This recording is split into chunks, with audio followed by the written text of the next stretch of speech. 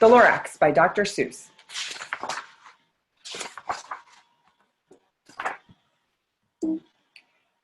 At the far end of town where the grickle grass grows and the wind smells slow and sour when it blows and no birds ever sing excepting old crows is the street of the lifted Lorax. And deep in the grickle grass, some people say, if you look deep enough, you can still see today where the Lorax once stood just as long as it could before somebody lifted the Lorax away. What was the Lorax and why was it there and why was it lifted and taken somewhere from the far end of town where the grickle grass grows? The old Onceler still lives here. Ask him, he knows. You won't see the Onceler, don't knock at his door. He stays in his lurkum on top of his store. He lurks in his lurkum, cold under the roof, where he makes his own clothes out of myth-muffled moof.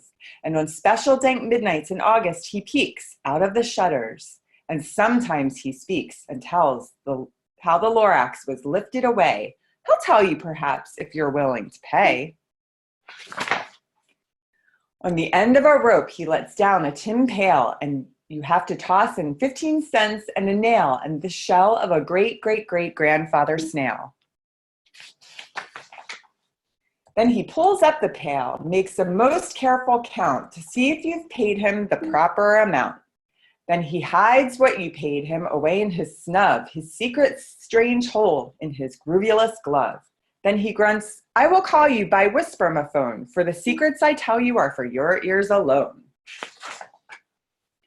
Slup, down slips the whisper-ma-phone to your ear, and the old Onceler's whispers are not very clear, since they have to come down through a snurgly hose, and he sounds as if he had smallish bees up his nose.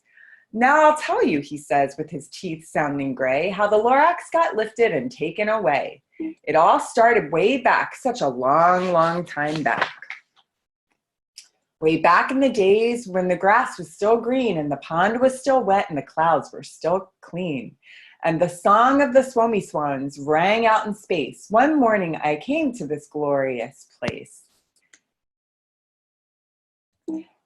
And I first saw the trees, the truffula trees, the bright colored tufts of the truffula trees, mile after mile in the fresh morning breeze.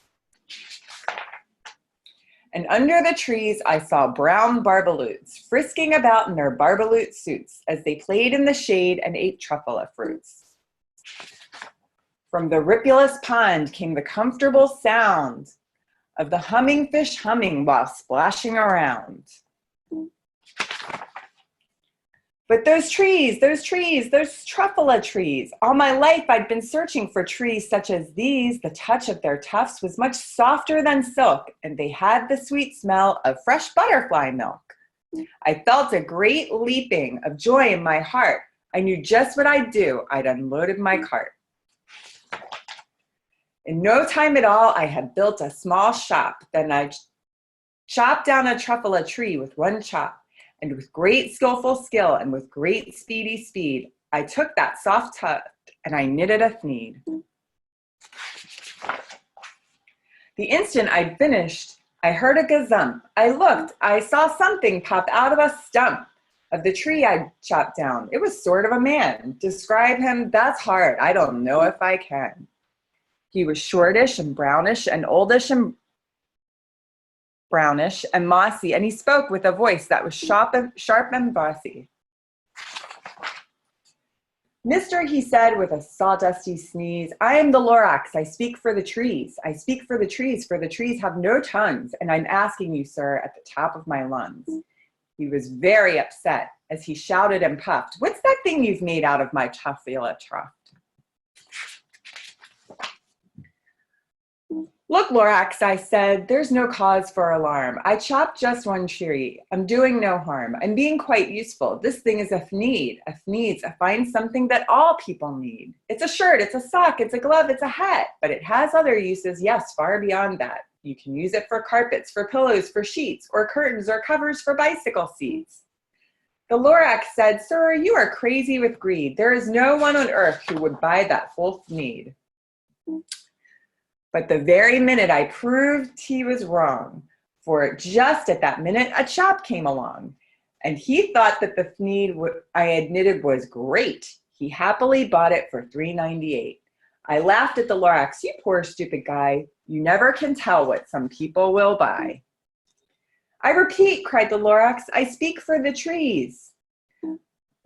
I'm busy, I told him. Shut up, if you please. I rushed across the room and in no time at all built a radio phone. I put in a quick call. I called on my brothers and uncles and aunts, and I said, listen here, there's a wonderful chance for the whole Wensler family to get mighty rich. Get over here fast. Take the road to North Nitch. Turn left at Weehawken, sharp right at South Stitch. And in no time at all, in the factory I'd built, the whole Wensler family was working full tilt.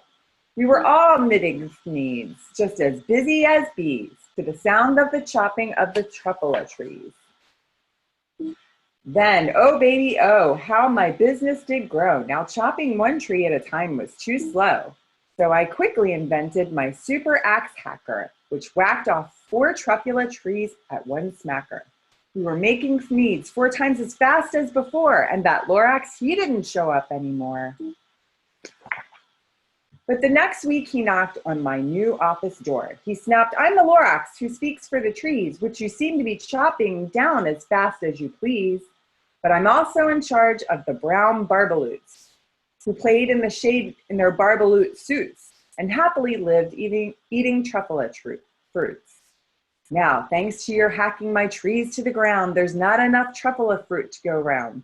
And my poor barbaloots are getting all the crummies because they have gas and no food in their tummies. They loved living here, but I can't let them stay. They'll have to find food, and I hope that they may. Good luck, boys, he cried, and he sent them away. I, the Wensler, felt sad as I watched them all go, but business is business, and business must grow, regardless of crummies and tummies, you know. I meant no harm, I most truly did not, but I had to grow, so bigger I got. I biggered my factory, I biggered my rows. I biggered my wagons, I biggered the loads of the Thneeds I'd shipped out. I was shipping them forth to the south, to the east, to the west, to the north. I went right on biggering, selling more Thneeds, and I biggered my money, which everyone needs. Then again, he came back. I was fixing some pipes when that old nuisance Lorax came back with more gripes. I am the Lorax, he coughed and wheezed. He coughed and whiffed. He sneezed and snuffled. He snargled. He sniffed. Wensler, he cried with a crupulous croak. Wensler, you're making such smogulous smoke. My poor swomy swans. Why, they can't sing a note. No one can sing with smog in their throat. And so, said the Lorax, please pardon my cough. They cannot live here, so I'm sending them off. Where will they go? I don't hopefully know. They may have to fly for a month or a year to escape from the smog you've smoggled up here. What's more, snapped the Lorax, his dander was up. Let me say a few words about the gluppity-glup. Your machinery chugs on day and night without stop, making gluppity-glup, also schloppity-schlop. And what do you do with this leftover goo? I'll show you, you dirty old Wensler man, you. You're glumping the pond where the humming fish hums. No more can they hum, for their gills are all gummed. So I'm sending them off. Oh, their future is dreary. They'll walk on their fins and get woefully weary in search of some water that isn't so smeary. And then I got mad. I got terribly mad. I yelled at the Lorax, now listen here, Dad.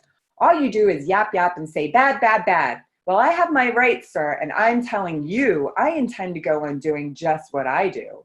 And for your information, you Lorax, I'm figuring on biggering and biggering and biggering and biggering, turning more truffula trees into Thneeds, which everyone needs.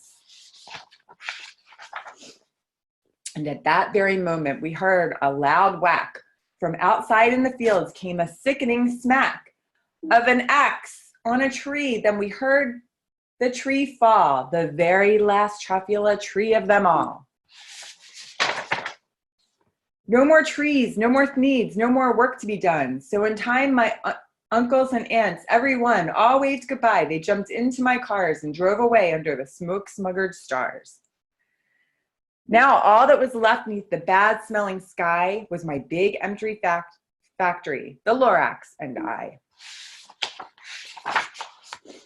The Lorax said nothing, just gave me a glance, just gave me a very sad and backward glance, as he lifted himself by the seat of his pants, and I'll never forget the grim look on his face when he hoisted himself and took leave of this place through a hole in the smog without leaving a trace. And all that the Lorax left here in this mess was a small pile of rocks with one word, unless. Whatever that meant, well, I just couldn't guess. That was long, long ago, but each day since that day, I've sat here and worried away. Through the years, while my buildings have fallen apart, I've worried about it with all of my heart. But now, says the Onceler, now that you're here, the word of the Lorax seems perfectly clear. Unless someone like you cares a whole awful lot, nothing is going to get better. It's not.